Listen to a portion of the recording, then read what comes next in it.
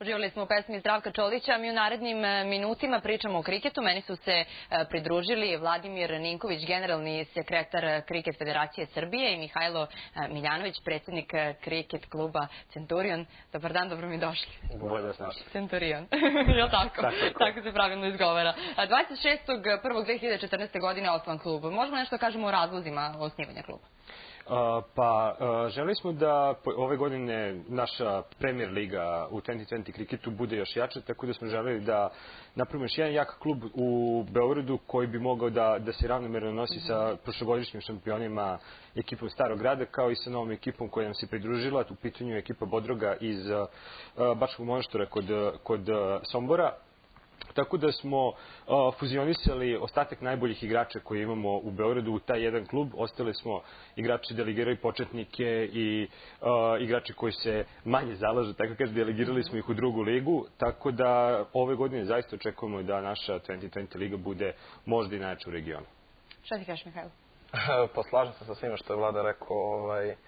Tako da došli smo na tu ideju negde krajem prošle sezone i osnovali smo neku, da kažemo, tu radnu grupu i imali smo par sastanaka tokom zime i na kraju smo konačno održali tu osnivačku skupštinu sada u nedelju, na kome smo sve predloge izglasali jednoglasno, pa eto tako, vidjet ćemo kako će se ispaditi. Demokratski, tako je to bilo kod vas.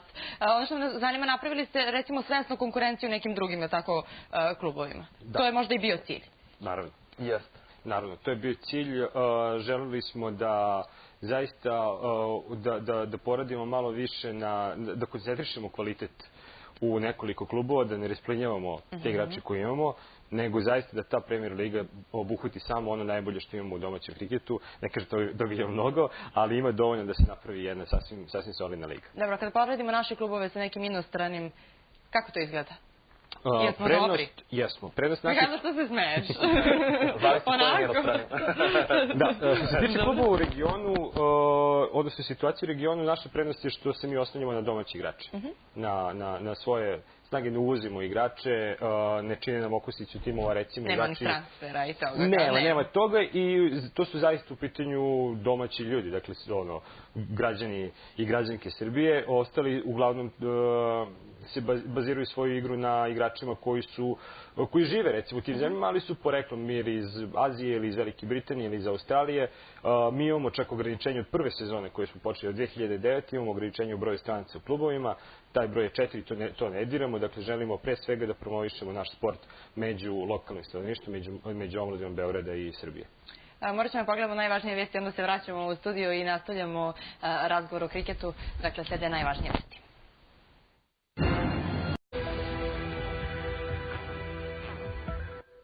Bile su ovo najvažnije vesti. Ukratko, opširniji pregled možete pogledati na našem programu tačno u 18 časova. Mi nastavimo priču o novo osnovanom kriket klubu. Za sve vas koji ste se tek sada uključili, ja ću ponoviti da su sa mnom Vladimir Ninković i Mihajlo Miljanović. Mihajlo, ti mi reci, ovako, da popričamo malo i o samom imenu. Centurion. Jeste, pa raspravljali smo dugo, htjeli smo konačno da se ogradimo od tih, kako bih rekao, geografskih imena, jer su nam svi nazivi kluba do sada bili Stari grad, Vračar, Mirjevo, nekako su bili geografski vezani. I došli smo do imena Centurion, jer nekako je zvučno ime, a i pored toga, znači, što označava rimskog vojnika, ono ima značenje u kriketu. Naime, Centurion je igrač koji postigne 100 poena u jednoj utakmici, pa tako smo došli, eto. Eto simbolike. Da, simbolika. Grb jeste osmislili sve? Jesmo, grb smo osmislili, bit će centurionski šlem sa ukrštenim palicama za kriketiz. Pa dobro, to je jako zanimljivo. Što možemo da kažemo o igračima? Ko će igrati za reprezentaciju? Da li se to već zna? Pa evo ovako, samim osnivanjem ovog kluba dobili smo značajan fond domaćih igrača, domaćih iskusnih igrača koji imaju iza sebe jedan veliki broj utakmica na internacionalnom nivou. I rekao bih da se više ne ostavljamo toliko na strane igrače, nego koji naravno igraju dalje bitan faktor, ali nisu toliko više ključni.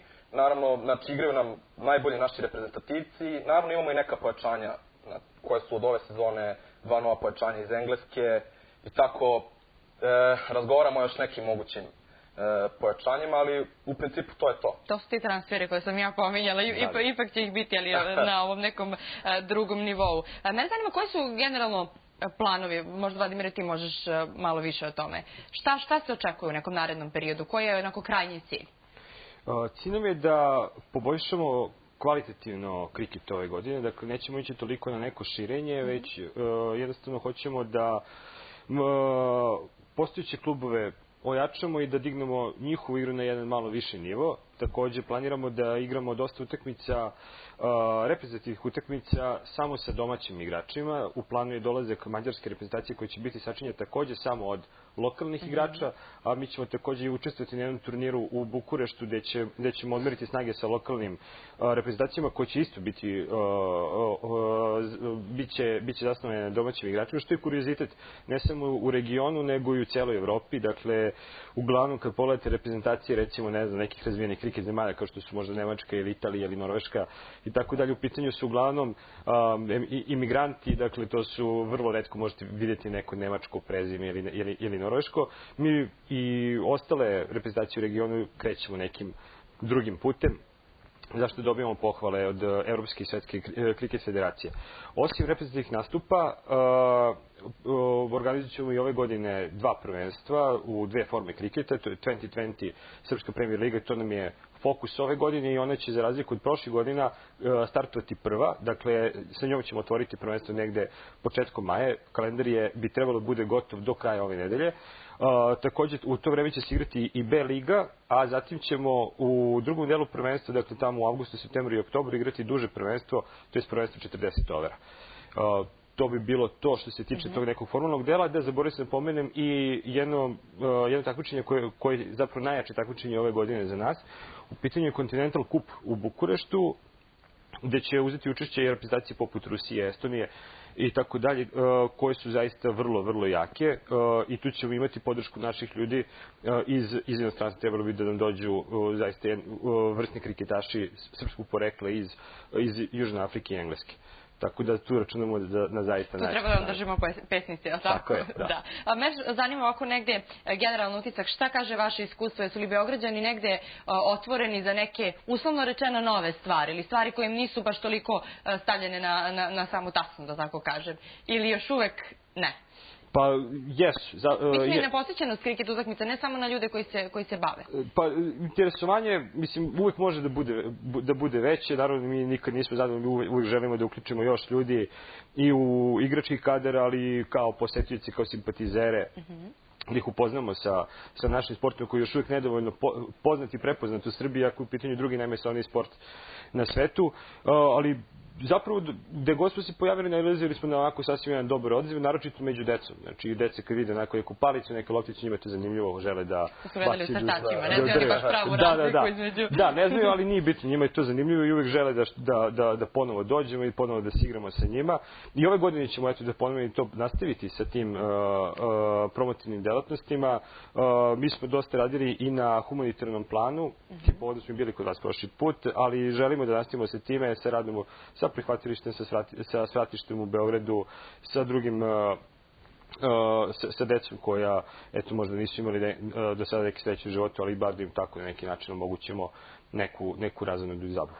Dobro, uvek ste naravno dobrodošli u našim emisijama da najavite kad god imate nešto novo, a Bogu hvala, uvek ima, uvek se nešto dešava. Želim zaista sve najbolje ovako po osnivanju ovog novog kluba, da sve protekne onako kako ste zamislili, da ostvarite one rezultate koje ste zacrtali. Ja znam da vam ciljevi nisu onako ni malo skromni.